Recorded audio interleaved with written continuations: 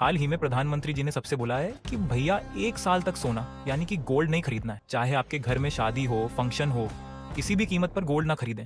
इसका क्या कारण है? इसका मेन कारण है कि डॉलर जो है, डॉलर की वैल्यू बढ़ना और भारतीय रुपए की वैल्यू गिरना। आपको पता है मिडिल ईस्ट में लड़ाई चल रही है, सारे अरब देश लड़ रहे हैं, ईरान, अमेरिका, ये सब आपस में लड़ रहे हैं।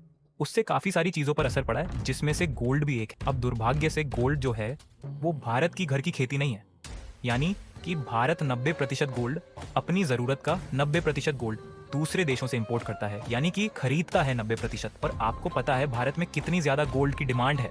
पूरी दुनिया में चाइना के बाद दूसरे नंबर पर भारत आता है गोल्ड खरीदने में। अब समझो कि गोल्ड से भारतीय रुपए की वैल्यू कैसे कम होती है। देखो, मान लो आप जब भर भर के गोल्ड खरीदते हो तो पूरे देश में गोल्ड की डिमांड बढ़ती है, और जब गोल्ड की डिमांड बढ़ेगी तो मजबूरन भारत सरकार को दूसरे देशों से और ज्यादा सोना खरीदना पड़ेगा। अब जब हम खरीदेंगे तो उसका जो पेमेंट यानी कि भुगतान है वो किस में होगा?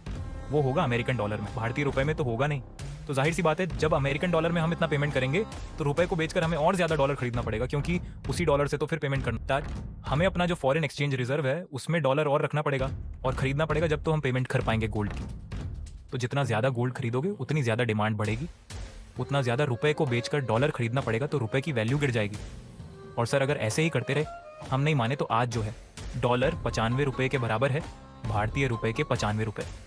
और वो दिन दूर नहीं है जब $1 भारतीय रुपए के 120 रुपए भी हो जाएगा, यानी कि $1 की कीमत 120 रुपए हो जाएगी। इसलिए संकट की इस घड़ी में राजनीति को साइड में रखकर हमें अपने देश का साथ देना चाहिए, क्योंकि जब देश की बात आती है तो सबको एकजुट होना पड़ेगा, नहीं तो देश में इतनी महंगाई आ जाएगी कि रोजमर्रा की चीजें भी बहुत महंगी हो जाएंगी। आप लोगों की क्या राय कमेंट में जरूर बताना।